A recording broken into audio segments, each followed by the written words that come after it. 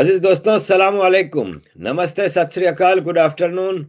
आज प्रोग्राम आरिफ की भाषा में हमने सुमित पीर जी को दावत दी है वापस। नमस्कार Sumit ji and welcome to the. हम आज के प्रोग्राम में सुमित जी से जानना चाहेंगे कि ये क्वेड क्या चीज है, क्यों बनाई गई, इसके क्या असर होंगे एशिया, साउथ एशिया और ग्लोबल उस पे। क्योंकि नॉर्मली इंटरनेशनल मीडिया तो इस खबर को बिल्कुल दबा रहा है और नेशनल मीडिया, इंडिया का नेशनल मीडिया भी इसको एज सच वो कवरेज नहीं दे रहा जो इसको देनी चाहिए। क्वेड एक बड़ा सिग्निफिकेंट अलायंस है जो कि कुछ स्पेशल पर्पसेस के लिए बनाया गया है। ऑस्ट्रेलिया, जापान, इंडिया और अमेरिका का ये अलायंस है। सुमित जी, क्या जरूरत पेश आ गई क्वेड बनाने की? देखिए आरिफ साहब, सबसे पहले शुक्रिया, आपने इनविटेशन दिया। बहुत अच्छा लगता आपसे बात करके और बहुत ही प्रोडक्टिव डिस्कशन होता हमारा। Thank you very much. तो अब मुद्दे पे आते हैं आरिफ साहब। देखिए, जो क्वाड था इसकी शुरुआत 2004 में हुई थी। जब 2004 में इंडियन ओशन में सुनामी आई थी तो तब ये सोचा गया भाई ऐसी प्राकृतिक आपदा, ऐसा नेचुरल डिजास्टर फिर हो सकता, तो एक फोर्स बनाया जाए ताकि ऐसा कुछ हो, इसको कंट्रोल करे। पर ये उसके बाद ठंडे अवस्थे में रहा। 2019 में मोदी जी जब आए, 2019 में इसमें हरकत आई, मिनिस्ट्रियल लेवल की एक पहली मीटिंग हुई। फिर आपको याद होगा 2+2 हुआ माइक पॉम्पियो के साथ। अभी अगर मैं आपको कहूं आरिफ साहब, ये जो अभी 2-4 दिन पहले जो अधिवेशन हुआ, समिट हुआ, केवल 3-4 दिन हुए हैं, ये सबसे बड़ी जियोपॉलिटिकल डेवलपमेंट या मूवमेंट है इस डेकेड, कहना कम होगा, मैं कहूंगा इस सेंचुरी की। क्योंकि देखिए, जो क्वाड है, क्वाड अब जो जियोपॉलिटिकल सिचुएशन बदल गई है उसमें बहुत बड़ा रोल प्ले करने वाला है। पहले मैं आपको बता दूं, बहुत दुनिया भर का पैसा, बिलियंस ऑफ डॉलर्स का पैसा लॉबिंग लगाई गई कि एक समिट ना हो। लोग ये अटकलें लगा रहे थे डोनाल्ड ट्रंप जाने के बाद जो बाइडेन की China policy, India policy, Indo Pacific policy अलग होगी। ये गलत प्रूव हुआ। सबसे बड़ी बात आरिफ साहब, जो बाइडेन ने सबसे पहला अपना मल्टीलैटरल और एक इंटरनेशनल समिट जो किया वो क्वाड किया। दूसरी बात, जब बाइडेन साहब बैठते हैं, ऑस्ट्रेलियन प्राइम मिनिस्टर बैठते हैं, जापान के बैठते हैं, मोदी जी बैठते हैं, तो ये कोई चाय नाश्ते वाली मीटिंग नहीं रह जाती। It's a global international summit और उनका पहला समिट है। तो आप समझिए अमेरिका के लिए इसकी कितनी बड़ी इंपॉर्टेंस है। सच्चाई ये है आरिफ साहब, हमारे नेशनल मीडिया पे, हमने टीवी पे कई डिबेट्स की, बिलियंस ऑफ डॉलर्स का पैसा लगाया गया इंडिया में, जापान में, इधर उधर, ताकि ये समिट ना हो। ये जो आजकल आपने देखा कुछ रिपोर्टें आ गई है, कुछ पॉप स्टार खड़े हो जाते हैं, पॉर्न स्टार खड़े हो जाते हैं, दाएं से बाएं से, एनजीओ, आपके यहाँ की मलाया यूसुफजाई भी खड़ी हो जाती, वो भी भाषण देने लगती है। तो काफी सारे ऐसे फोर्सेस, एक ऐसा नेटवर्क बनाया गया जिससे ये दिखाया भाई डेमोक्रेसी खतरे में है, इंडिया में ये नहीं हो रहा, वो नहीं हो रहा, क्योंकि एक बहुत बड़ी मंशा थी, एक बहुत बड़ा पावर सर्कल चाहता था क्वाड ना हो। अब सवाल आता है, ऐसा क्वाड में क्या है जो उन्हें डर लग रहा है? देखिए, क्वाड में भी 4 देश हैं और ये चारों डेमोक्रेसीज है। अब ये जो क्वाड समिट हुआ, इससे पहले देखिए हम अनुमान लगा सकते हैं, हम अंदाजा लगा सकते हैं आरिफ साहब, कुछ भी कह सकते हैं। पर अब जो समिट हो चुका है, क्वाड इज बॉर्न, क्वाड अब एडल्ट हो चुका है, इसको फॉर्मलाइज कर दिया गया 4 दिन पहले। क्वाड जो है वो नेटो से बड़ा अलायंस है, क्योंकि नेटो जो अलायंस है वो केवल मिलिट्री अलायंस है। अगर आप क्वाड की रूपरेखा देखें, quad is talking of military, तो कह रहा है ये क्लाइमेट की बात कर रहा है, ये टेक्नोलॉजी की बात कर रहा है, ये एनर्जी की बात कर रहा है। और क्वाड में भी आपने एक और चीज देखी होगी, it is a alliance of democracies, जितनी डेमोक्रेसीज है उनका अलायंस है। क्वाड में एक और अभी बहुत दिलचस्प बात हुई आरिफ साहब, 1 बिलियन वैक्सीन पूरे इंडो पैसिफिक में और आसियान कंट्रीज में बनाए जाएंगे। जॉनसन एंड जॉनसन की टेक्नोलॉजी होगी जो कि अमेरिकन कंपनी है, इंडियन मैन्युफैक्चरिंग होगी, जापानीज पैसा लगाएंगे इसमें, और ऑस्ट्रेलियन जो है वो पूरे लॉजिस्टिक, इसको बांटना, हर जगह पहुंचाने का काम करेंगे। 7 बिलियन की टोटल विश्व की आबादी, 1 बिलियन वैक्सीन, ये अलायंस बना रहा है सारे इंडो पैसिफिक के लिए और सारे आसियान कंट्रीज के लिए।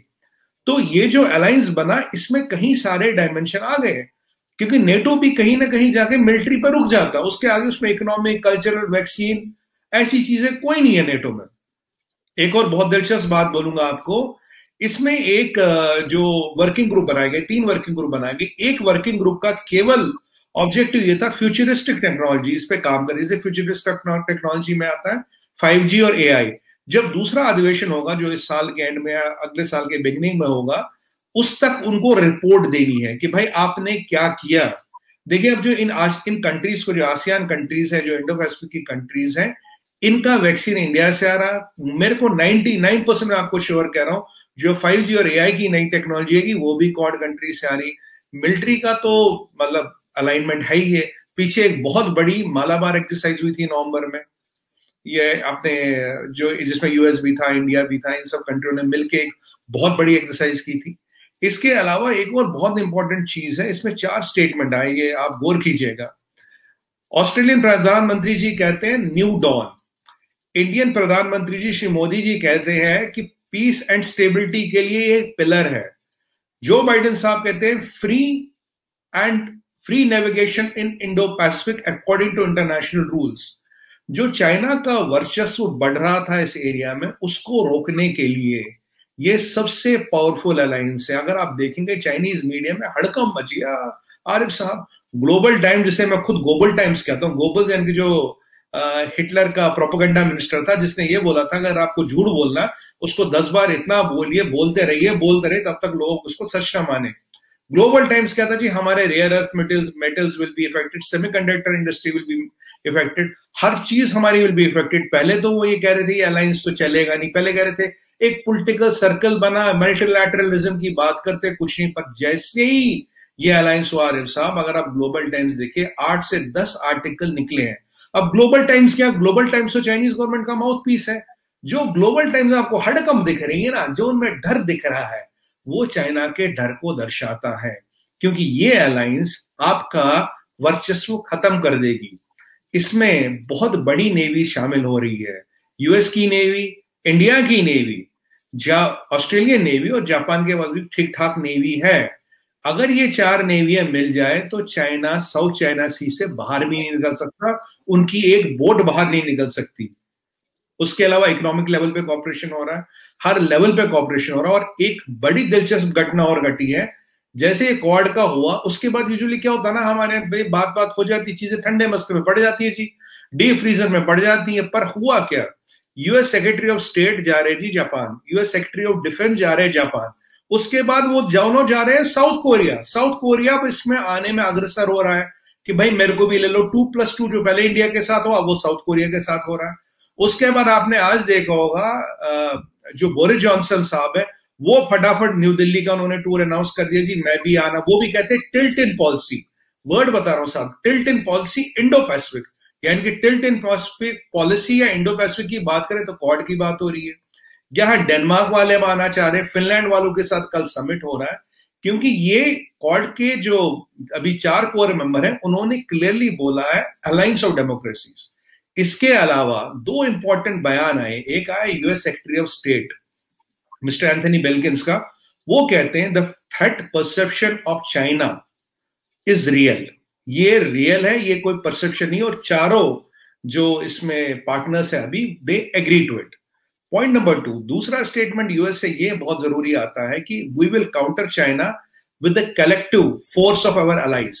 अब देखिए चाइना के साथ यूएस की एक मीटिंग होने वाली है अलास्का में हफ्ते भर बाद, तब उससे पहले वो ये क्वाड फॉर्मुलाइज हो गया जी, कोरिया के साथ 2+2 हो गया। उसके अलावा जब यहां से सेक्रेटरी ऑफ स्टेट जाके अलास्का में चीनी लोगों डेलीगेशन से मिलेंगे, सेक्रेटरी ऑफ डिफेंस वो जो कि एक खुद जनरल है अमेरिकन आर्मी के, वो आके राजनाथ सिंह जी किससे मिलेंगे।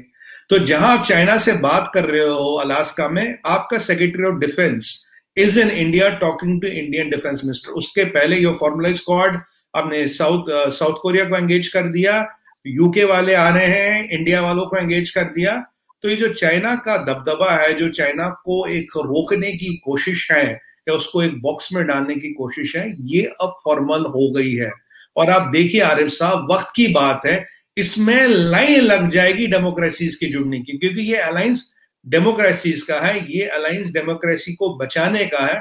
और ये चाइना का जो फिलॉसफी है ना, उनकी दुनिया को खाना, हम जी सीसीपी के एजेंडा सब पे चलेगा, हम दुनिया के बादशाह, हम कब्जा करेंगे।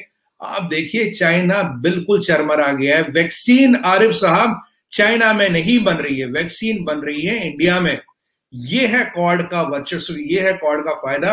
अगर आप चाइनीज मीडिया की, क्या बोलूं मैं, वो जो कपाहट के उर्दू में पता नहीं क्या बोलते, जो कांप रहा है ना चाइनीज मीडिया, वही बिल्कुल बिल्कुल बिल्कुल सही शब्द बोला आपने, वो कॉर्ड के पावर को दर्शाती। French have supported Quad, Europe has supported Quad, America has supported Quad, even Pakistan के डॉन में भी इस पे फ्रंट पेज पे बहुत बड़ा आर्टिकल आया था, क्योंकि Quad is the much powerful form of NATO. और एक और लास्ट बात बोलूंगा इसमें, अभी जो 3 स्टेट हैं वो ऑलरेडी नेटो के मेंबर है।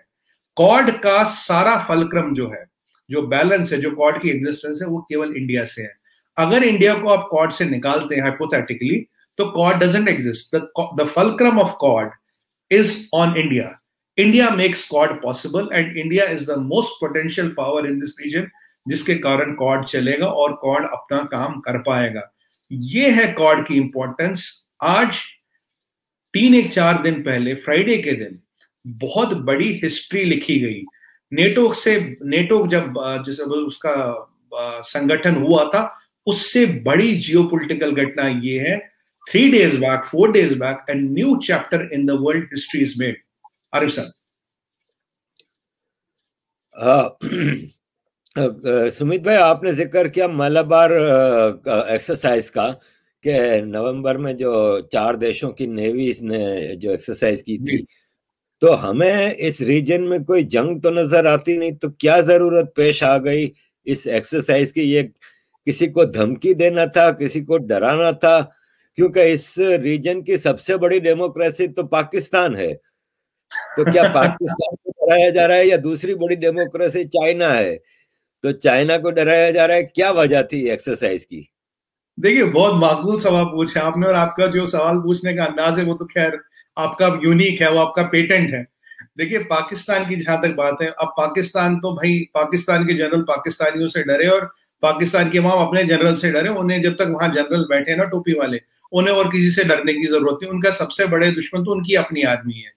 तो पाकिस्तान, आरिफ साहब, अभी जियोपॉलिटिकल में कोई पावर रहा नहीं है कि पाकिस्तान को डराए, अमेरिका आ जाए, 4 मुल्क आ जाए। ये जितना भी एक्सरसाइज था, ये जो कम्युनिस्ट रजीम बैठी है, ये जो वायरस वाले बना, जिनके लैबों में वायरस बनते हैं, जहां लाखों लोग मरते हैं, मरे हैं दुनिया में, ये उनको रोकने के लिए, क्योंकि वो उनको रोकने के लिए, उनको उनकी औकात दिखाने के लिए, पीछे उन्होंने ये कहा था भाई जो साउथ चाइना सी है, ये भी, ये इसमें ये हमारा है, ये हमारे 2 डिस्ट्रिक्ट्स वाटर पे। कभी वो आइलैंड बना लेते, कभी जापानीज को डराते हैं, कभी फिलीपींस को डराते, कभी वियतनाम को डराते। गलती उनसे एक ही हो गई आरिफ साहब, हमारे मुंह लग गए। हमारे मुंह ऐसे लगे, ऐसा लताड़ा, ऐसा फटकारा, लद्दाख में 10 महीने बाद 8 किलोमीटर पीछे गए, और कॉर्ड जो था, जो एक कॉन्सेप्ट था, अब वो रियलिटी बन के उनके सामने खड़ी है। अब बताओ तुम्हारी मंशा क्या, करना क्या चाहते हो? आपको पता होगा आरिफ साहब, साउथ चाइना सी पे उनका $3.5 ट्रिलियन का ट्रेड चलता है। अगर साउथ चाइना सी ब्लॉक होता, उनकी इकोनॉमी ना ऐसे गिर जाएगी। अगर आप आइसक्रीम को ले लो ना, धूप में रख दो डंडे को पकड़ के, ऐसे बूंद बूंद करके इकोनॉमी खत्म हो जाती है। इकोनॉमी की उनकी हालत खराब है। उनका वैक्सीन कोई लेने को तैयार नहीं। वर्ल्ड उनके साथ डिकपलिंग कर रहा कि भाई हमें आपसे कोई कारोबार नहीं करना। इस सब के होते हुए जब अमेरिका के 5 एयरक्राफ्ट कैरियर आज के डेट में साउथ चाइना सी में है, और मैं तो कहीं ये भी पढ़ रहा था कि यूके वाले भी, शायद बोरिस जॉनसन साहब आ रहे हैं, शायद ये भी पेशकश करे, एक ऑफर दे कि मेरा भी एक एयरक्राफ्ट कैरियर लगा लो जी साउथ चाइना सी में। आप बताइए, जब एयरक्राफ्ट कैरियर चलता, वो करीब 20 व्हाट यू कॉल, जो शिप, फ्रिगेटर, डिस्ट्रॉयर, सबमरीन, ये सब चलते हैं। इसे कंबाइंड बैटल ग्रुप कहते हैं। तो अगर एक एयरक्राफ्ट कैरियर चल रहा तो उसे इंटू 20 कर लीजिए, तो इतने तो जहाज एक में चलते हैं। तो ऑलरेडी वहां 100 से ज्यादा American assets, high power American assets are in South China Sea. और अगर ब्रिटिशर आते, अगर हम भी बेचते हैं, या और भी और कुछ ऐसे एसेट्स होते हैं जिनके बारे में कोई बात नहीं करता, जो ऑलरेडी वहां होते हैं। तो मुझे बताइए, ये जो चीनियों का ये जो ख्वाब था ना, दुनिया जीतने का, फतेह करने का, राज करने का, अब ये अपनी ही जमीन बचा ले, अपना ही समंदर बचा ले, बहुत बड़ी बात है। और बाय द वे, उसका अब जो नया नाम दिया है, इसको नाम दिया है वेस्टर्न पैसिफिक। अब उसको साउथ चाइना सी भी कोई कहता नहीं, कहता है ये वेस्टर्न पैसिफिक है। और ये भारत का बड़ा वर्चस्व इसमें इसलिए है आरिफ साहब, क्योंकि क्वाड टिकी है भारत पे। क्वाड अलायंस का जो सेंट्रल पिलर है वो है भारत, और बाकी ये 3 कंट्रीज तो ऑलरेडी नेटो में। और आपको ये भी पता होगा, अगर नेटो की आप एक कंट्री पे हमला करो तो वो पूरे नेटो पे हमला है। कल को अगर आपने कोई हमाकत कर दी, आप क्वाड से ही पंगा नहीं लोगे, आपका डायरेक्टली पंगा नेटो से भी हो जाएगा। तो अब आप बताइए, जहां दुनिया भर की ताकत एक तरफ, इंडिया एक तरफ, यूएस एक तरफ, तो ये जो चिपकली गिलहरी बिल्ली खाने वाले लोग हैं, तो आपको लगता है इनकी हिम्मत है कुछ करने की? इनके हौसले पस्त हो गए, नूडल खा रहे, ठंड पा रहे, आराम कर रहे हैं बस। ये है जी क्वाड। अच्छा सुमित भाई, आपने पहले प्रश्न के जवाब में जो बताया हमें डिटेल में क्वाड के बारे में, तो क्या आप देखते हैं कि ये अलायंस मिलिट्री अलायंस और वैक्सीन से बढ़ के इंडस्ट्रियल और इकोनॉमिक डेवलपमेंट भी होगी क्या इसमें? देखिए, बहुत अच्छा सवाल पूछा सर आपने, क्योंकि जो मैं काफी अपने नेशनल टीवी डिबेट्स में मैं ये कहता रहा हूं कि ये alliance should not be A military alliance only. ये अगर डेमोक्रेसीज का अलायंस है तो आप इसको एक एक पैरामीटर, एक मिलिट्री तो एक पैरामीटर है, तो आप उसमें उसको क्यों बांध रहे? देखिए, अब जो अभी जो समिट हुआ उसमें बात हुई है जी वैक्सीन की, ये तो आपको मैंने बताया, technology, 5G AI, climate change, sustainable sources of energy, decoupling of Chinese economy, और उसमें यह भी बात हुई जो जापान के फ्रंटलाइन आइलैंड्स और जो म्यांमार में कू हुआ है। तो इसमें socio economic, political, medicine, technology, कहीं सारे डायमेंशन जुड़ गए। और जहां तक मेरा अनुमान है, जब तक मेरा अंदाजा आरिफ साहब, इसमें आप देखिए जो इंडिया, जो भी आसपास की डेमोक्रेसी है, देखिए फिलीपींस में सबसे बड़ा यूएस का नेवी का बेस तो ऑलरेडी है, करीब 2 डिस्ट्रॉयर ऑलरेडी भी फिलीपींस में, गुआम में है। आप देखिए फिलीपींस, वियतनाम, लाओस, कंबोडिया, मुझे लगता है सिंगापुर, मुझे लगता है और भी जो काफी देश है जिनको चाइना ने बेकार ना वहां धरा धमका रखा है, छोटे मुल्क है, अपनी दादागिरी चला रखी उनपे, वो एक एक करके जोड़ते हैं। एक और एजेंडा क्वाड में था डिन्यूक्लियराइजेशन ऑफ नॉर्थ कोरिया। अब ये जो क्वाड है ना, ये ग्रुप बना के किसी से भी बात करेगा। अब 1 to 1, अब जैसे पहले था कि भाई नॉर्थ कोरिया से यूएस बात कर रहा था, ठीक है जी, अब क्वाड के एजेंडा में आ गया denuclearisation of North Korea to protect South Korea and Japan, क्योंकि क्वाड का मेंबर जापान है और आने वाले टाइम में साउथ कोरिया भी बन जाएगा। तो जो नॉर्थ कोरिया के बैलिस्टिक मिसाइल से जो उनसे खतरा, उसको कैसे काउंटर किया जाए। मेरा ये मानना है क्वाड का बनना बहुत बड़ी उपलब्धि और वर्ल्ड पीस के लिए बहुत बड़ी चीज है। और हमेशा से मेरी मंशा यही रही थी, और मैंने हमेशा इसी को अपने नेशनल मीडिया पे प्रमोट किया था, प्रोपोगेट किया था, आप इसको मिलिट्री तक लिमिटेड ना रखें। देखिए, अब जो 5G टेक्नोलॉजी है, जो अब लेटेस्ट टेक्नोलॉजी है, जो आर्टिफिशियल इंटेलिजेंस है, AI, अगर ये एक क्वाड स्टेट से ही आती, अभी हमने एक मॉडल बनाया जी, 1 बिलियन वैक्सीन बनाने का हिसाब किताब एक मीटिंग में कर दिया। अगर यही टेक्नोलॉजियां क्वाड कंट्रीज से आने लगी तो जितनी भी डेमोक्रेसीज वर्ल्ड में है, तो उनको तो वो टेक्नोलॉजी मिल ही सकती है, क्वाड कंट्रीज में भी टेक्नोलॉजी मिल सकती है। तो सोशियो इकोनॉमिक, पॉलिटिकल, कल्चरल काफी सारे एक्सचेंज होंगे, और इन सब का एक ही सिंगल एजेंडा है sir, world peace, free Indo Pacific trade खुले रहे, सी लेन्स खुली रहे, कोई किसी की दादागिरी, कोई किसी की गुंडाई, जो हिंदी में हम कहते हैं, वो नहीं चलेगी। और जो अपने आप को गुंडा समझता, अपने घर बैठे, वैसे भी 10 महीने बाद तो आपको 8 किलोमीटर पीछे ही जाना पड़ा, तो कुछ तो आपने वो दादागिरी करके कुछ तो मिला नहीं आपको। तो ये उनको एक बहुत बड़ा सबक है। और इनफैक्ट ये बताइए, जो उन्होंने वायरस बनाए, ये जो इतने लोग मर गए, इससे ऐसी अलायंस से बन गए आरिफ साहब। पहले ये अलायंस से ये चीजें कॉन्सेप्ट थे, मतलब पढ़े थे, ठंडे बस्ते में पढ़े थे। इस अलायंस को रियलिटी लाना, ये किसका काम है, किसका हाथ है इसके पीछे? अगर ये वायरस नहीं आता, अगर इतने लाखों लोग नहीं मरते, 192 कंट्री इन्फेक्ट नहीं होती, 65 मिलियन लोग इन्फेक्ट नहीं होते, और करीब 1.5 से 1.25 मिलियन लोग साहब, 1.25 मिलियन, 17 से 20 लाख लोग मर चुके हैं इस वायरस के कारण। और एक बात बताओ आरिफ साहब, यूएस में करीब मरने वालों की संख्या 6 लाख है, 6 लाख। आप बताइए, एक वर्ल्ड ट्रेड सेंटर होता, उन्होंने $19 ट्रिलियन लगाए, 10 साल 15 साल तक वो खाक छानते रहे अफगानिस्तान की। मुझे बताइए, क्या किसी को यह भ्रम है कि मैं 5-6 लाख अमेरिकन मारूंगा और कुछ नहीं होगा? वो ऐसे बैठे रहेंगे? 5,000 मरे थे ना सर वर्ल्ड ट्रेड सेंटर में। आप देखिए 19 साल तक लड़ाई चलती रही, किसी को नहीं छोड़ा, अब भी जारी है। तो अब ये 5-6 लाख लोग मर गए और लोग मतलब वहां कुछ होगा ही नहीं जी, बस बिजनेस एज यूजुअल। और ये दुनिया भर में लोग मरे ना आरिफ साहब, 17-18 लाख लोग बहुत बड़ी संख्या होती है। Around 2 million people are dead sir. जिसका मरा है अपना उसको पूछिए, उसका दर्द पूछिए। जिसकी दाल रोटी खराब हुई है उसका दर्द पूछिए। जिसकी दुकान बंद हुई ना, जिसकी फैक्ट्री बंद हुई, जिसका चलता चलाता बिजनेस ऐसे गिर गया, उससे पूछिए। ये तो अभी शुरुआत है आरिफ साहब। आप देखिए जैसे जैसे दुनिया विल रिकवर फ्रॉम वायरस, ये चीजें और बढ़ेंगी, ये चीजें और बढ़ेंगी। और वही वाली बात है, जियो और जीने दो, खाओ और खाने दो, शांति से रहो और रहने दो। अगर किसी के दिमाग में और कोई ख्याल है भाई हम ये कर देंगे जी, वो कर देंगे, अब आज की दुनिया में वो संभव नहीं है। अगर आप करोगे तो अपना ही नुकसान करोगे, ये अब बिल्कुल क्लियर हो गया है सर।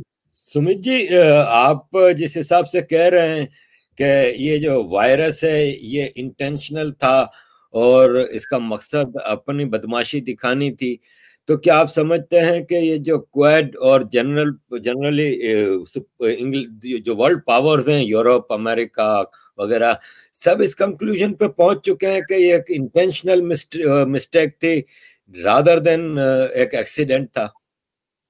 देखिए इसमें अब आरिफ साहब सीधी सी बात बोलूंगा, वायरस वुहान की लैब से आया, वुहान के फिश मार्केट से आया, फर्क नहीं पड़ता। ठीक है जी, आपने क्या किया वायरस को रोकने के लिए? आपने कुछ नहीं किया। आप तो अब भी कहते हमारे 4,000 लोग मरे। ये कोई सच है कि दुनिया में 20 लाख लोग मर गए, 6 लाख अमेरिकन मर गए, आपके 4,000 लोग मरे? आपने कहते हो जी हमने वायरस को कंट्रोल कर लिया। आपने एक वैक्सीन बनाई जिसमें आपका डॉक्टर कहता है 73 साइड इफेक्ट है। आपका डॉक्टर कहता है जी इसमें इतने घातक इफेक्ट है, अगर लगाओ तो आदमी फोती हो जाए। तो अगर ये जब तक ये चीजें चल रही, अभी क्या ना, वर्ल्ड अभी भी इस वायरस की जकड़ से निकला नहीं है, तो खुल के लोग सामने नहीं आ रहे। डब्ल्यूएचओ की कोई जांच नहीं हुई चाइना में, डब्ल्यूएचओ की टीम आज तक चाइना नहीं जा पाई। मुझे बताइए, क्योंकि दुनिया सवाल तो पूछ रही है। अभी एक कांग्रेस की लेडी है यूएस पार्लियामेंट में, डॉक्टर बेरा, मैं उनका नाम सुमन बेरा या कुछ है, उन्होंने पूरा कांग्रेस लेडी, उन्होंने एंथनी ब्लिंकन साहब जो सेक्रेटरी ऑफ स्टेट है, साफ पूछा what are you doing to vaccinate American, what are you doing to counter China.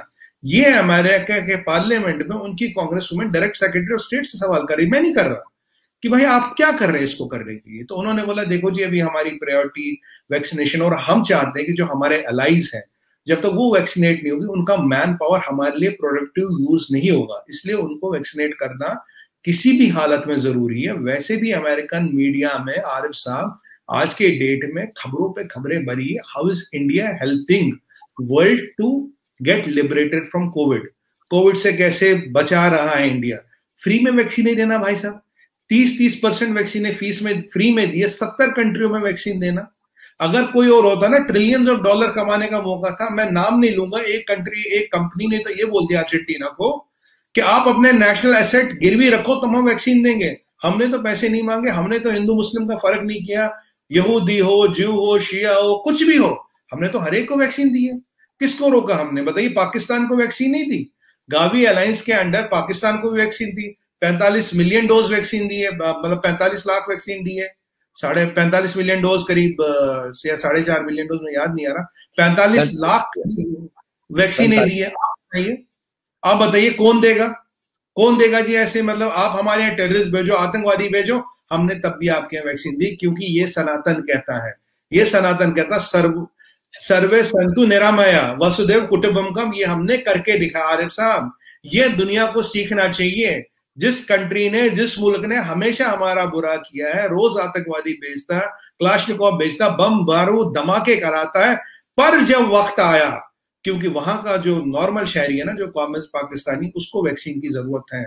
और हमारा धर्म, हमारा ईमान, हमारी सभ्यता ये समझाती है पॉलिटिकल मसला अलग है, पर अगर वहां आदमी को बचाना है आप जाके बचाइए। आप बताइए वैक्सीन भेजी नहीं है, ऐसे क्यों भेजा नहीं? तो और अगर किसी को ये लगता भाई मैं दुनिया को वीक कर दूंगा, ये वायरस छोड़ दूंगा, फिर मैं दुनिया पे कब्जा कर लूंगा, आके देखा था ना लद्दाख में क्या मिला?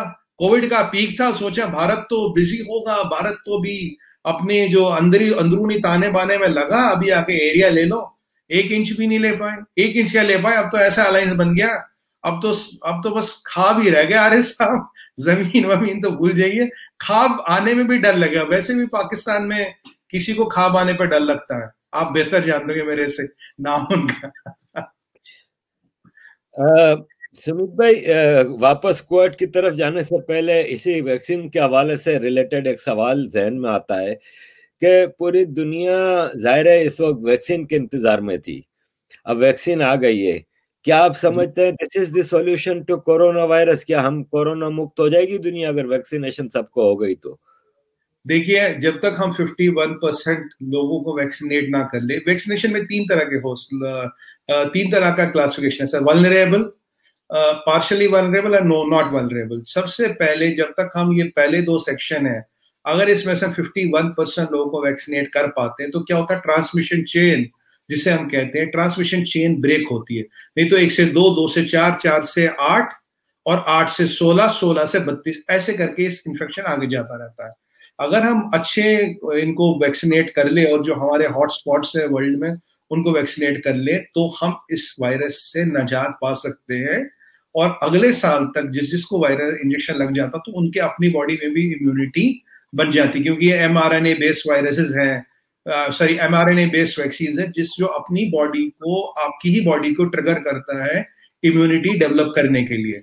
तो जितने ज्यादा लोगों को जितने कम से कम समय में, पहली दो कैटेगरियों में वल्नरेबल एंड पार्शियली वल्नरेबल में, अगर हम 51% लोगों को वैक्सीनेट कर ले, उस दिन हम कह सकते हैं हाँ जी हमने यहाँ से काफी कुछ अपना बचा लिया है। पर समझने की बात यह है कि अभी जो वैक्सीन आ रहे हैं 2 आ रही है और दूसरे वैक्सीन के 15वें दिन बाद, अभी जो डाटा कहता, अभी जो वैसे कॉर्ड में डिस्कस हुआ कि सिंगल डोज वैक्सीन बनेगी, पर अभी जो आंकड़े, अभी जो डाटा, जब आपको दूसरी वैक्सीन लगेगी उसके 15वें दिन से आपकी इम्यूनिटी डेवलप होगी, तब आपको केयरफुल रहने की जरूरत है। अगर आपको वैक्सीन लगेगा तब भी आप कैरियर बन सकते हैं, चाहे आपको कोरोना नहीं होगा पर आपसे किसी और को हो सकता है। इसलिए मास्क लगाना, सैनिटाइज करना, ये सब चीजें अब भी बहुत जरूरी है, इनमें ढिलाई नहीं है। अभी ये लंबी लड़ाई आरिफ साहब जीत रहे हैं और ईश्वर की कृपा रही तो बहुत जल्दी जीत जाएंगे। और बट लड़ाई लंबी है, सेंध लगा दी है। अगर आप लास्ट टाइम देखें, इस समय अभी हम अंधेरी टनल में घुस रहे थे, कुछ फ्यूचर दिखाई नहीं दे रहा। अभी मैं कहूंगा आज की तारीख में, आज हम टनल से बाहर निकल रहे हैं, हमें लाइट दिखाई दे रही है, फर्क ही है। पर अभी वो कहते हैं ना, वो डायलॉग है ना, अभी पिक्चर अभी बाकी है मेरे दोस्त, अभी टाइम लगेगा साहब। तो ये वैक्सीन जो है ये रेगुलर प्रोसेस है, अगले साल फिर लगानी पड़ेगी या एक बार लगा ली जान छूट गई? देखिए, यूजुअली क्या होता है, जिस जिस आदमी में अभी जो मेडिकल साइंस या डॉक्टरों का कहना है, अभी अगर आप में एक बार इम्यूनिटी डेवलप हो गई इस पर्टिकुलर वायरस के अगेंस्ट, तो आपको फिर शायद ये वैक्सीन फिर से लगाने की जरूरत ना पड़े, क्योंकि ये जो वैक्सीन है जो कोरोना वैक्सीन वायरस सीरीज का ही एक वैक्सीन है, पर ये हाईली म्यूटेटेड वायरस है और ये हाईली कंटेजियस है। ये 5 गुना कंटेजियस है देन नॉर्मल कोरोना वायरस, जो जिससे हमें जुकाम वगैरह ये होता है। तो उम्मीद ये करते कि जितने लोगों में अगर इम्यूनिटी बढ़ गई, मान लीजिए 60-70% लोगों में बढ़ गई, तो जो महामारी या पेंडेमिक वाली परिस्थिति है वो नहीं बनेगी। तो ज्यादा से ज्यादा वल्नरेबल पॉपुलेशन 30% होगी, 20% होगी, 40% होगी। पर देखिए, जब ये त्रासदी आई थी आरिफ साहब, पूरी दुनिया वल्नरेबल थी।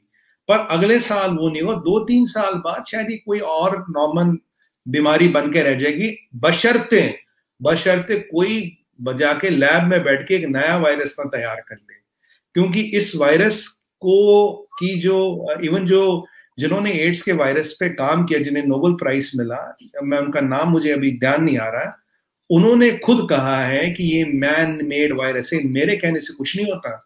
जो इसमें अथॉरिटी है, दुनिया के बहुत से साइंटिस्ट बोल चुके हैं ये मैन मेड वायरस है, इसको ह्यूमन सेल कल्चर से पास किया गया, नहीं तो 5 गुना कंटेजियस ये हो ही नहीं सकता था। आप बताइए, आज तक भी इतनी बीमारी आई, किसने दुनिया के चक्के रोक दिए, किसने वर्ल्ड इकोनॉमी को रोक दिया? ऐसा तो कोई बीमारी आई नहीं। और देखिए क्या, काला हो, गोरा हो, लंबा हो, नाटा हो, हिंदू हो, मुसलमान हो, सिख, ईसाई, जियो, पारसी, यहूदी, सब पे ही काम कर रहा है।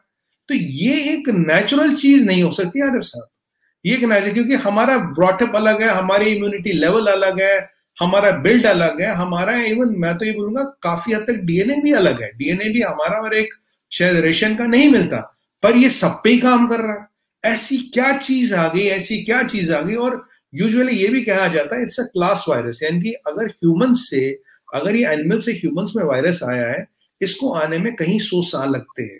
पर ये वायरस बैट से आदमी में तो यूं आ गया। कैसे आ गया, कैसे आ गया, बताइए। अगर मतलब भगवान ना करे, खुदा ना करे, अगर इसी रफ्तार से वायरस जम करने लग गए ना क्लास, तो ये पैंडेमिक और ये तो फिर रोज ही चलता रहेगा, तो खत्म ही नहीं होगा कभी। ये तो मतलब बहुत ही गंभीर समस्या फिर, क्योंकि नेचर ने, कुदरत ने इसको ऐसा नहीं बनाया। इसको ये इतना तेज और इतना घातक किसने बनाया, कैसे बना, वही एक ह्यूमन इंटरवेंशन की तरफ बिल्कुल एक साफ इशारा जाता है। और आपने तो, चाइना ने तो यही बोल दिया कि हमने इसका वैक्सीन निकाल दिया। सबसे पहले वैक्सीन क्लेम करने वाले चाइना। आपको एक और चीज याद होगी, उन्होंने बोला पीएलए जो उनकी आर्मी, उनको हमने वैक्सीन भी लगा दिया जब वर्ल्ड में ये पीक पे था। और अगर मैं आपकी बात मानता हूँ, ठीक है, आप कहते हो जी हमारे 4000 लोग मरे। भाई एक बात बताओ, तुम क्या खाते हो, किस चक्की का आटा खाते हो, कहाँ का तेल, कहाँ का पानी पीते हो। अमेरिका जिसकी आबादी तुमसे 1/5 है, 1/4 है, वहां 6 लाख लोग मरते हैं और अब भी मर रहे हैं। तुम्हारे यहाँ 4000 लोग मरते हैं। दुनिया भर में 17 लाख लोग मरते, 17 लाख लोग मरते, तुम्हारे लिए 4000 लोग मरते हैं। ये कैसे संभव है आरिफ साहब, कि बाकी तुम्हें छोड़ के दुनिया में हर कोई हर कहीं मर रहा और तुम्हें कोई फर्क नहीं पड़ रहा, और आप कहते हो ये नेचुरल है। Logic, mathematics, numbers and hypothesis does not agree and conclude this is natural. Sumit भाई, वापस चलते हैं क्वाड की तरफ।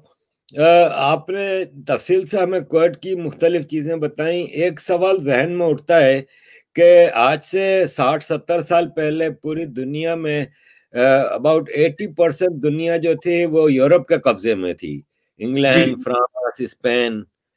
तो वो जो मेजर पावर और जो इकोनॉमिक पावर्स हैं, जो यूरोप की, Germany, Italy, France, Belgium, England, Spain, ये सब तो क्वाड से बाहर हैं। तो आप कब देखते हैं एक्सपेंशन ऑफ क्वाड? और चूंकि ये जैसे मलाबार एक्सरसाइज को हम नक्शे में देखें तो साउथ अफ्रीका भी उसी रीजन में आता है। और आफ्टर ऑल ये सब आपने जो बेसिक बताई थी क्वाड की, कि उसका जो बेसिस है वो डेमोक्रेसी है, कि डेमोक्रेटिक कंट्रीज का अलायंस होगा।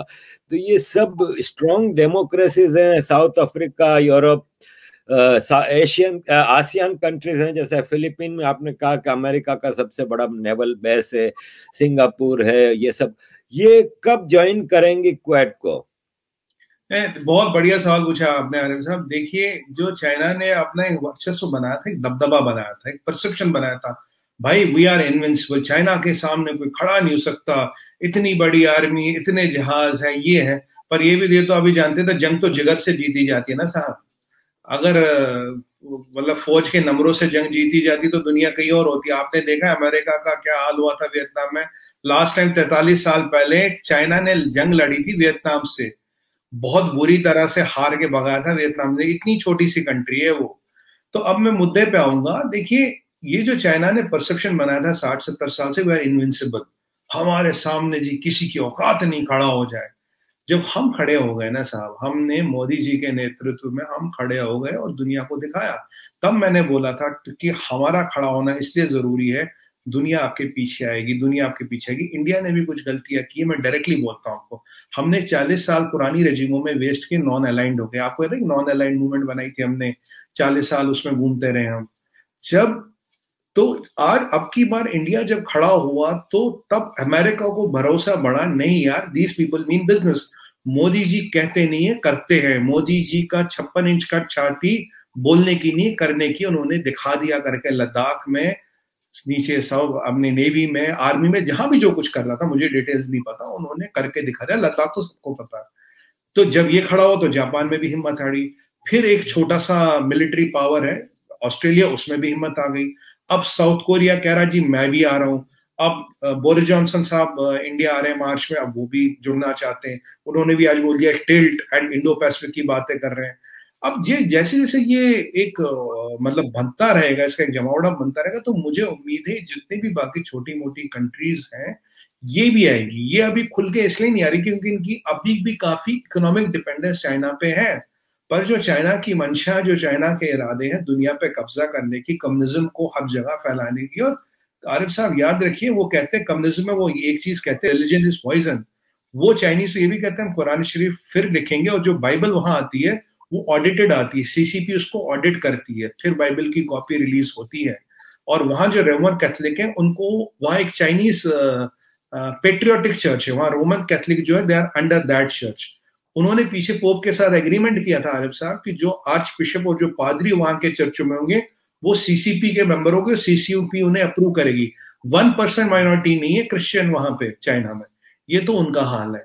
तो अब ये जो हम खड़े हुए तो भाई धीरे धीरे लोग देख रहे हैं। और अब मेरे को ऑलरेडी मतलब फ्राइडे को ये हुआ था, आज हम हफ्ते भर का 3-4 दिन हुए, नॉर्थ कोरिया का एडिशन दिख रहा है मुझे, सीधा सीधा ब्रिटिश की मंशा दिख रही है मुझे, फिलीपींस की मंशा दिख रही है जिन्होंने इसको बयान कर चुके हैं। तो मुझे आने वाले टाइम में लग रहा सब लाइक माइंडेड कंट्री जिनका सिंपल मोटिव है जियो और जीने दो, खाओ पियो ऐश करो, आप अपने घर खुश हम अपने घर खुश, वो सब जुड़ेंगे इस कॉर्ड में।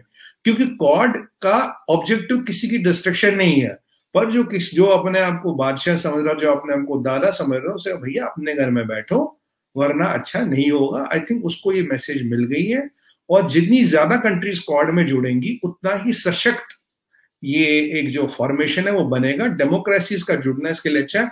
क्योंकि मैं उनको एक मैसेज देना चाहता हूँ आरिफ साहब आपके माध्यम से कि अब आप अकेले नहीं हो। अगर जहां इंडियन आर्मी, इंडियन मिलिट्री और यूएस मिलिट्री साथ में खड़ी हो जाती है, वर्ल्ड की नंबर 1 और नंबर 3 या 4 कहिए मिलिट्री बढ़ती है, इसको काटने के लिए कोई इतनी बड़ी शक्ति बनी ही नहीं।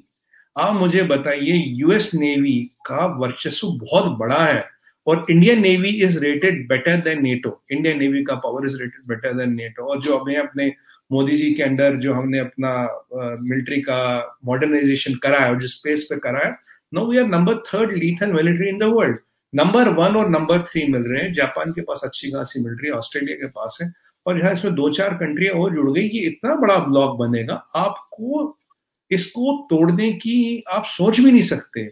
इसमें चाइना एक चाल चल रहा है आरिफ साहब, वो चाल चल रहा है आपको 1-2 दिन से देख रहा हूँ, वो कह रहे हैं Russia China Russia China Russia China, जबकि रशिया का तो इससे लेना ही देना ही नहीं है। रूसियों को तो सीधी सी बात पता है ये तो चाइना का केस अलायंस बना है, इससे रशिया का कोई लेना देना ही नहीं है। हमारा तो रशिया दोस्त है, हमारा 60% इक्विपमेंट तो अभी रशिया से आता है।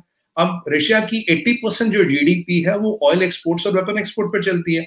हम उनके एक सबसे बड़े बायर हैं, राइट। और हमारा रशिया के प्रति तो दोस्ती है, न रशिया से हमारी बॉर्डर मिलती है, ना हमारा कोई लेना देना, कोई ऐसा डिस्प्यूट नहीं रहा। जबकि चाइना का डिस्प्यूट है रशिया से। एक वलेरी वोस्तोव करके पोर्ट है जो चाइना ने बोला था मेरा है। और एक बैटल ऑफ सरबोंग हुई थी 1932 में, 1916 में, मुझे याद नहीं आ रहा, जहां चाइना ने करीब 150 रशियन सोल्जर्स मारे थे, वही धोखा देके, सिर्फ गलवान स्टाइल में। तो ये जो चाइना अब रशिया को अपने साथ मिलाने की कोशिश कर रहा है, बिकॉज चाइना बहुत क्लियरली समझ गया ये जो पावर बन के सामने आई है ये चाइना की औकात से बहुत बाहर है। इसको छूना भी, मतलब वो कहते हैं ना हमारे, वो लगा ना हाई टेंशन तारों पे लिखा था 2000 वोल्ट, छुए भी ना। अब ये वैसा अलायंस बन रहा, तो जबरदस्ती रशिया को खींचने की कोशिश कर रहा है। पर आरिफ साहब मेरा ये मानना है रशिया इस चक्कर में नहीं आ रहा, क्योंकि रशिया को पता है अलायंस क्यों बना है, किस लिए बना है। और वैसे कोल्ड वॉर वाली परिस्थिति तो अब है नहीं कि भाई अमेरिका रशिया की दुश्मनी है, कुछ है, और ऐसा कुछ है नहीं।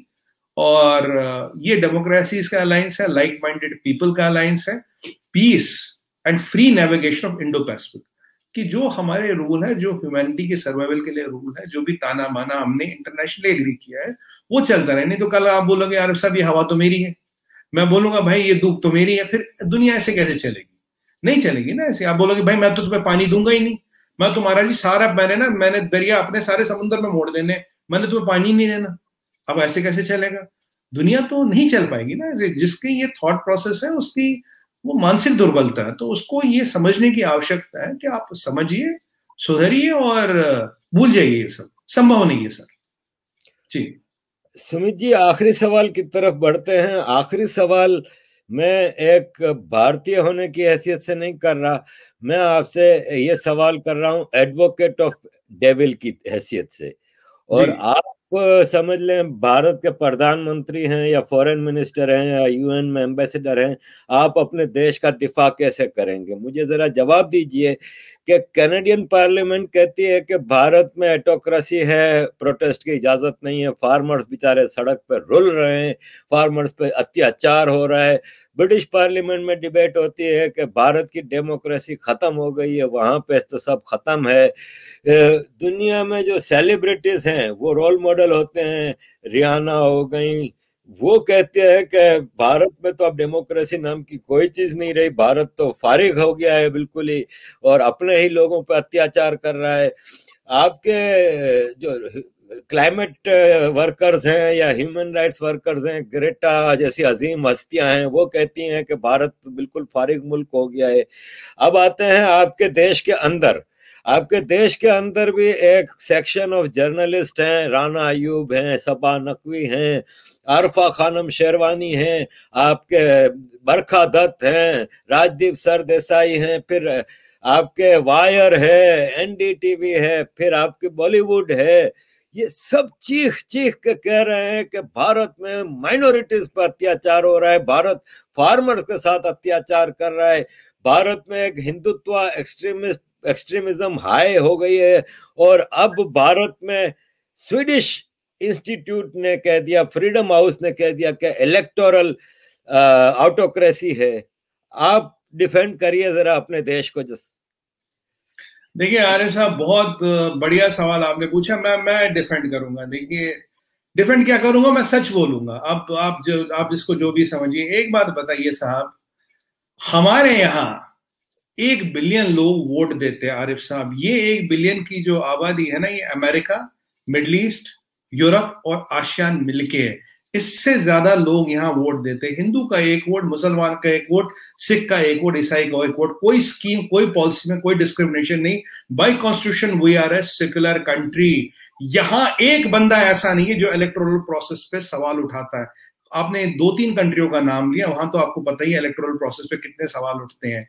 यहां पे आपने देखा, जो आपने स्वीडन की बात कही, वहां तो प्राइम मिनिस्टर हार जाते और 9 महीने बाद फिर जादू से वही फिर प्राइम मिनिस्टर बन जाते। और यहां आज तक किसी ने इलेक्टोरल पॉलिसी पे कोई सवाल या निशान नहीं उठाया। सबसे बड़ा इलेक्शन हमारे यहाँ होता, सबसे बड़ा लोकतंत्र हमारे यहाँ है। हर कोई चुन के आता जिसमें हैसियत हो, जो पब्लिक लीडर हो। कोई डिस्क्रिमिनेशन नहीं है रिलीजन के आसपास। अब मत मुझे बताइए, अब रिहाना किसान है क्या? मियाँ खलीफा किसान है क्या? अब मुझे बताइए, अब मैं क्या बताऊं आपको, मलाया यूसुफजई जो इंटरव्यू देने के पैसे लेती है, वो किसान है क्या? मुझे बताइए, जब पाकिस्तान में पख्तून, बलोच, ये आपके बाद इन लोगों, इनकी लेडीज पे, मैं हिंदू की लेडीज पे ये होता है, जब बोको हराम वाले आरिफ साहब सेक्स स्लेव्स उठा ले जाते हैं अफ्रीका में, इनका मुंह नहीं खुलता, इनका मुंह नहीं खुलता। हाँ, हजारा मरते हैं, इनका मुंह नहीं खुलता, इंडिया के खिलाफ हो जाते हैं। मुझे बताइए, ये सच नहीं है कि बिलियंस ऑफ डॉलर्स इसीलिए लगाए जा रहे थे कि किसी भी तरीके से इंडिया को डाउन कर लो, इंडिया के बढ़ते वर्चस्व को रोक लो। अभी हमारे जो आदरणीय एक्सटर्नल अफेयर्स मिनिस्टर है जयशंकर जी ने कहा, हमें इनसे सर्टिफिकेटों की जरूरत नहीं है। हमें, आप कहते हो ना हिंदू नेशनलिस्ट, आप कहते हो ना हिंदू नेशनलिस्ट है, ये हिंदू नेशनलिस्ट है तभी सर्वे संत क्या वसुदेव कुटुंबकम मानते हैं, तभी सर्वे संतो निरामया मानते हैं, तभी वैक्सीन से करोड़ों डॉलर कमाने की मंशा नहीं रखते, दुनिया में बांटते हैं। शुक्र करो कि हम हिंदू हैं और नेशनलिस्ट हैं। 70 कंट्रियों में वैक्सीन दे, हम इंतहा पसंद। हाँ, दुनिया का हम भला करे, 170 कंट्रियों में हमने एचसीक्यू दी, हम इंतहा पसंद। हाँ, क्लाइमेट में हम सबसे आगे, सबसे बड़ी डेमोक्रेसी हमारे यहाँ, 3rd biggest military, 5th biggest by GDP, 3rd biggest by PPP, 4th biggest by foreign exchange reserve, और हम इंतहा पसंद। अब आपको क्या लगता है कि ग्रीटा थनबर्ग जो 15 साल का स्कूल ड्रॉप आउट है, कॉलेज ड्रॉप आउट है, वो 135 करोड़ के देश को डेमोक्रेसी सिखाएंगी, पॉर्न स्टार सिखाएंगे, पॉप स्टार सिखाएंगे? और ये जो किराए पे इंटरव्यू देते हैं आरिफ साहब, जो पैसे लेके इंटरव्यू देते हैं, जिनके अपने देश में, मैं बताऊं, पश्तून चुप, हजारा चुप, बलोच चुप, ठीक है जी। और ये जो अभी 4 औरतें मारी थी सिग्मा ने, करीमा बलोच चुप, बोको हराम चुप, यजीदियों की औरतें मंडियों में बेची गई मिडिल ईस्ट में तब चुप। मुझे बताइए, ये आपको अगर पॉलिटिकल मायोपिया या एमनीशिया नहीं है तो क्या आप हमें डेमोक्रेसी सिखाएंगे? हमें इनसे सर्टिफिकेटों की आवश्यकता नहीं है, कोई नहीं होता मैं सर्टिफिकेट, फ्रीडम हाउस हमें सर्टिफिकेट देगा। मैं बताता हूं आपको फ्रीडम हाउस की कहानी। 1941 में अमेरिकन प्रेसिडेंट की वाइफ ने इसको बनाया था, सिर्फ इसलिए बनाया था ताकि अमेरिका जस्टिफाई कर सके वो वर्ल्ड वॉर में क्या कर रहा है। ठीक है जी। इन्होंने रेटिंग दे, पिछले अगर आप 10 साल से देखेंगे, इन्होंने रेटिंग के आधार पे यूएसए डिटरमाइन होता है। ऑक्सफोर्ड यूनिवर्सिटी ने इनका अध्ययन किया था 71 से लेके 72 से लेके 2010 के डाटा का। ऑक्सफोर्ड तो यूके की यूनिवर्सिटी है ना। उन्होंने बोला इन्होंने सिर्फ रेटिंग उसको दी है जो अमेरिका का दोस्त है, अमेरिका के खिलाफ खड़ा होने वाला एक कंट्री को उन्होंने अच्छी रेटिंग दी है। इसको देख के यूएस एड देता है। अरे आरिफ साहब, हम तो ट्रेड वाले लोग हैं, अमेरिका हमारा सबसे बड़ा ट्रेडिंग पार्टनर और अमेरिका के नंबर 2 या 3 ट्रेडिंग पार्टनर इंडिया है। मुझे बताओ हमें एड चाहिए क्या? हमें तो ट्रेड चाहिए। ये साहब के 20-25 बिलियन डॉलर का इक्विपमेंट तो हम 6 महीने में अमेरिका से खरीद सकते हैं। अगर हम इंडिया पसंद है, अगर हम हिंदू नेशनलिस्ट हैं, अगर हम इतने ही बुरे हैं, तो Joe Biden first international summit, first bilateral summit में मोदी जी के साथ टेबल शेयर करते और बोलते this is summit of democracies. अगर ये अमेरिका का प्रेसिडेंट बोलता है, वर्ल्ड ओल्डेस्ट डेमोक्रेसी का प्रेसिडेंट बोलता है, 70 कंट्री में वहां वैक्सीन देते, दुनिया भर की लोगों की हेल्प करते, मेडिकल टूरिज्म में सबसे नंबर 1 डेस्टिनेशन आर्ट है, 800 मिलियन का यूथ है हमारे पास, सबसे ज्यादा इंजीनियर हम पैदा करते हैं, सबसे ज्यादा डॉक्टर दुनिया में हम देते हैं, और हम इंतहा पसंद है, हमारे यहाँ डेमोक्रेसी नहीं है। जिसको ये भ्रम है ना आरिफ साहब, वो एक मानसिक दुर्बलता का शिकार है, वहम है, ये परसेप्शन है। वहम का इलाज तो हकीम लुकमान के पास भी नहीं था, मैं कहां से इलाज लाऊं? अगर आपने सावन के हरे को, कह रहे ना, सावन के अंधे को हर चीज हरा दिखाई देता, अगर आपने नजर का चश्मा पहन लिया और आपको क्या लगता है ये कुछ टीआरपी पॉइंट लेने के लिए हिंदू मुस्लिम का झगड़ा करा तो देश का बदनाम नाम करो, क्या फर्क पड़ा? मुझे बता। फ्रीडम हाउस की रेटिंग आई साहब। स्वीडन, अब मैं स्वीडन के बारे में क्या कहूं, इतना छोटा सा मुल्क है, कहना अच्छा नहीं लगेगा, वहां प्राइम मिनिस्टर निकाला जाता है, 9 महीने बाद जादू से वो वापस आ जाता है। जस्टिन ट्रूडो साहब तो जसमीत सिंह की बैरागियों पे खड़े हैं, इंडिया को कहते हैं फार्मर प्रोटेस्ट ये है वो है, कुछ दिन बाद कहते हैं भैया वैक्सीन दे दो। वैक्सीन मांगने आए नहीं आए? वैक्सीन मांगने आए। इमरान खान नियाजी ने बाईपास गावी अलायंस के थ्रू वैक्सीन है। गावी अलायंस क्या है? जो पोर और डिप्राइव्ड नेशंस हैं, जिनके पास अपनी जनता को वैक्सीन लगाने की क्षमता नहीं है, उनको गावी अलायंस के अंडर वैक्सीन दिया जाता है। मैं ये लेना नहीं चाहता था, मैं डिमीन करना नहीं चाहता था, पर अगर आप बात आएगी तो मैं बोलूंगा, आप मेरे देश पे इल्जाम लगाओगे तो मैं आपके सामने 100 तथ्य रखूंगा, आपको आईना दिखाऊंगा। मुझे बताइए, अगर हम इतने ही बुरे होते तो ये क्वाड बनता क्या? सच्चाई ये है आरिफ साहब, बिलियंस ऑफ डॉलर्स खर्च किए जाते, इसलिए ये मैं तो इनको कहता हूँ, ये जो बारिशें गरजती ना, मशरूम नहीं निकलते, मशरूम, ये वो मशरूम निकलते हैं। मुझे बताइए, रेहाना को ये पता कि इंडिया का पंजाब कहां, पाकिस्तान का पंजाब कहां? उसे जवाहर बाजरा में फर्क पड़ा? मियां खलीफा का किस चीज की किसानी जी, क्या करती हो? मीना हैरिस को तो व्हाइट हाउस के लॉयरों ने आरिफ साहब लेटर भेजी कि आप हैरिस नाम मत यूज करें। मिस यूसुफजाई का मैं क्या बोलूं, 10-15 चीजें गिना चुका हूं। जब कहीं भी दुनिया में त्रासदी होती, उन पे आंख का चश्मा लग जाता है, ठप्पे। और जब अब उनके पाकिस्तान में कुछ होता, गायब, कोई मतलब नहीं। मुझे बताइए, करीमा बलोच के केस में एक शब्द उनके मुंह से निकला? एक शब्द निकला? उनकी तो बॉडी भी किडनैप की गई थी, तब शब्द नहीं निकला। अभी 4 पश्तून औरतें मारी गई, नहीं निकला। यजीदी, नहीं निकला। बोको हराम, मुझे बताइए, सेक्स स्लेवरी, औरतों को उठा रहा है नाइजीरिया से, बच्चों को उठाया, स्कूल कॉलेज के बच्चों को उठाया, तब इनका मुंह नहीं खुलता। आप बताइए, ये ऐसे लोग हमें बताएंगे डेमोक्रेसी कैसे चलानी? ऐसे लोग हमें बताएंगे? ये आप नहीं जानते, जो स्वीडन की जो फर्म है, जो मैं तो फर्म ही बोलूंगा जी, मुझे पता नहीं क्या है, जिसने ये रेटिंग निकाली, इसका पैसा कहां से आता है? इसका पैसा सरोज फाउंडेशन से नहीं आता। Isn't it fully funded by Saroj foundation? गलत कह रहा हूं क्या? मुझे बताइए, मैंने फ्रीडम हाउस का भी बताया आपको, इसका भी बताया, रेहाना, हैरिस, ये यूसुफजाई, सबकी कहानी मैंने बता दी। और ये जो हमारे यहाँ कुछ लोग हैं, देखिए अब मीडिया में क्या होता है आरिफ साहब, या तो आप पॉजिटिव जर्नलिज्म करिए या सांड का कांड निकालिए, टीआरपी तो मिल ही जाएगा। सनसनी फैलाइए, कुछ भी कहिए कि थोड़ा बहुत टीआरपी मिल जाता, थोड़े बहुत लाइक आ जाते हैं। ये क्या कहना गलत है कि बहुत पैसा लगा हुआ इंडिया का नाम खराब करने के लिए? अब तो हमारे विदेश मंत्री ने कह दिया, बहुत नाज है मुझे डॉक्टर जयशंकर पे, उन्होंने कहा we do not need certificates from you, we are not willing to talk and dance to your tunes because why, क्यों, वी आर फॉर ट्रेड। जिनको एड चाहिए ना, जिनको वीक चाहिए, जिनको ये चाहिए ना, उनको फर्क पड़ता साहब, हमें फर्क नहीं पड़ता।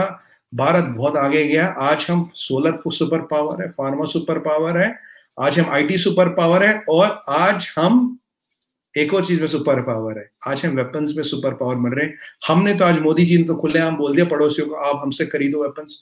मैं बता रहा हूं आरिफ साहब, 5 साल दीजिए, करीब 10 नाम आपको गिनाऊंगा जहां हम will be a world's dominant super power. ये हमारा ऑब्जेक्टिव है, और हमारा मंत्र सनातन। सनातन कहता सबका साथ, सबका विश्वास, सबका विकास, ये मोदी जी कहते हैं। और यहाँ ये सब नहीं है, बहुत कोशिश करते हैं कुछ लोग, क्योंकि क्या था ना, ये जो आपने कुछ लोग नाम लिए ना, पुरानी डिस्पेंसेशन में कांग्रेस के राज में इनके कैबिनेट मिनिस्टर के रैंक थे, नेशनल एडवाइजरी काउंसिल में मेंबर थे, कैबिनेट मिनिस्टर का रैंक था। अब मिनिस्ट्री जाएगी, रैंक जाएगी, कोई नहीं पूछेगा। अरे साहब तकलीफ तो होगी ना कहीं तो होगी।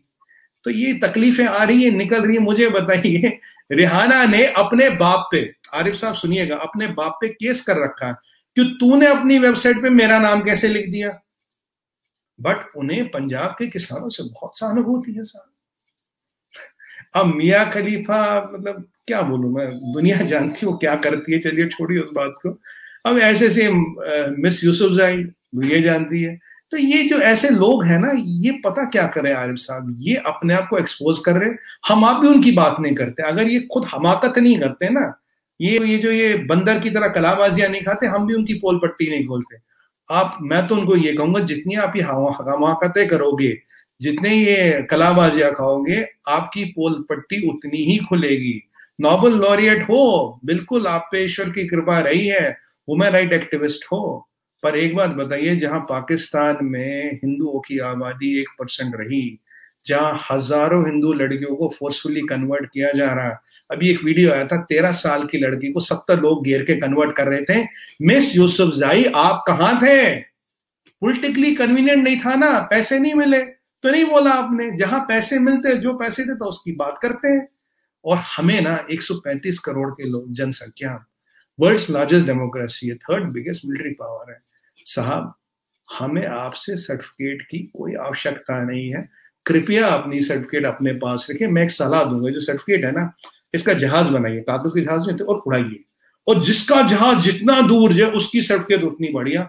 हमारे लिए आपकी सर्टिफिकेट्स की वैल्यू इतनी है, आप समझिए, खुश रहिए, और live where you are and let us live. We don't give a damn to whoever you are. And this is not what I am telling you.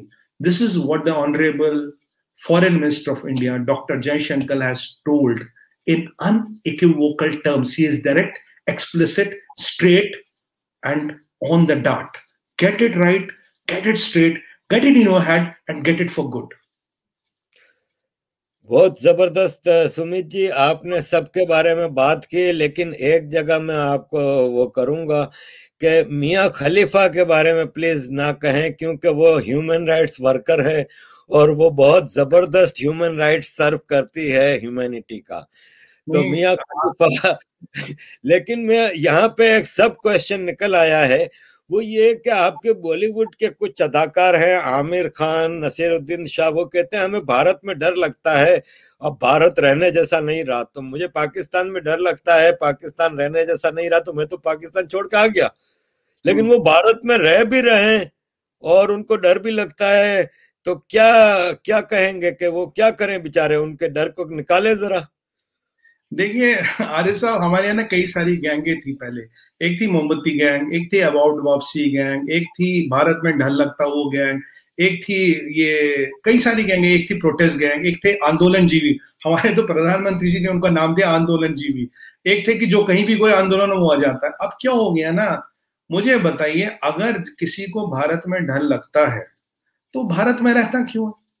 अगर आपको इतना डर लग रहा, आप बहुत संपन्न है, बहुत पैसे वाले लोग हैं, दुनिया में कहीं भी रहिए, आपको क्या कमी है भाई? अगर आपको भारत में डर लग रहा है तो आपको भारत में नहीं रहना चाहिए। बहुत आरिफ साहब क्या बोलूं, बहुत दिल दुखता है भारत ने आपको बनाया, छोटे छोटे गांवों कस्बों से आए हो, बनाया, सुपरस्टार बनाया, आपको नेम दिया, फेम दिया, आपको चलाने वाला भारतीय है, हिंदू हो, मुसलमान हो, सिख हो, ईसाई हो, कोई भी हो।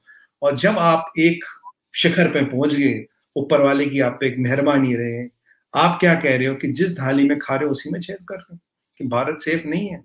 भारत भाई सेफ नहीं है तो फिर कहां सेफ हो? पाकिस्तान में सेफ हो, सीरिया में सेफ हो, सूडान में सेफ हो, कहां सेफ हो? अगर आपको उसके अलावा लगता आप यहाँ सेफ नहीं है, अगर आपको डर लगता तो आपको फिर आप यहाँ रहते क्यों? आप जाइए ना जहां आपको सेफ लगे। किसने रोका आपको? कोई आपका पासपोर्ट जब्त करके तो बैठा नहीं है। आप जाइए जहां आपको सेफ लगता है। हकीकत यह है आरिफ साहब, पिक्चर पे पिक्चर बनाए जा रहे हैं, ठीक है जी, पैसे पे पैसे कमाए रहे, कई 100 करोड़ एडवर्टाइजिंग से कमाते हैं, ठीक है जी, बिजनेस चल रहे हैं, आईपीएल की टीमें चल रही है, आईपीएल की टीम चल रही, स्टेडियम में यूं दिखेंगे आपको, हेलो, ये करते हुए, तब भारत सेफ है। जब वो मेरे दिल में दर्द डिस्को, तब भारत सेफ है। हाँ, जब वो चांद सिफारिश करे तुम्हारी, तब भारत सेफ है। जब सब चीज करे, आईपीएल हो, चांद सिफारिश हो, ठुमका हो, मेरे दिल में दर्द डिस्को, कुछ भी बोलो, भारत सेफ है। पैसे कमाने हो, भारत सेफ है। एडवर्टाइजमेंट करनी हो, भारत सेफ है। आईपीएल में घूमना हो, पेज 3 के एडवर्टीजमेंट ना, भारत सेफ है। हर जगह भारत सेफ है, घूमना फिरना ऐश करना। पर जहां पॉलिटिकली कन्वीनियंट हो, एक बयान दे दो और देखो क्या तमाशा होता है। अगर आपको इतना सेफ ही अनसेफ लग रहा है भारत, पिछले 6 साल से आप यहां क्यों हो? क्या कर रहे हैं आप यहां पे? ये इनकी हिपोक्रेसी को ना, ये जो उनका दोहरा मापदंड है ना, ये इनको एक्सपोज करता है। और मुझे बहुत दुख होता है कि आप भारतीय होते हुए ऐसी बात करते हैं। भारत का आप कुछ बिगाड़ नहीं पाएंगे। भारत जहां था वही है। आपकी अपनी पोजीशन, आपकी अपनी इमेज, आपका अपना व्यक्तित्व पब्लिक के सामने एक्सपोज हो रहा है। आप पब्लिक पर्सनैलिटी से अपने आप को पब्लिक के सामने एक्सपोज ना करें। अगर आपने कोई स्टेटमेंट दिया, इसको रिट्रैक्ट करें। मैं मानता नहीं कि भारत से बेहतरीन मुल्क और भारत से सेफ कंट्री ना आपके लिए था, न है, न होगा। और ये तो गर्व की बात है अगर आप इस मिट्टी में पैदा हुए हो। ये तो गर्व की बात है अगर आप भारतीय हो। आप भारत का नाम बढ़ाइए, भारत को आगे बढ़ाइए। ये राजनीतिक ताने बाने, ये ब्राउनी पॉइंट्स इधर उधर, इस कैंप को खुश करना, उस कैंप को खुश करना, ये छोड़िए, इनमें कुछ नहीं रखा। Thank you very much Sumit ji, it was such a wonderful session with you. बहुत मजा आया, आपने बड़ी हमें ज्ञान की बातें बताई। धन्यवाद सर, thank you very much. Thank you Arif साहब, thank you very much sir.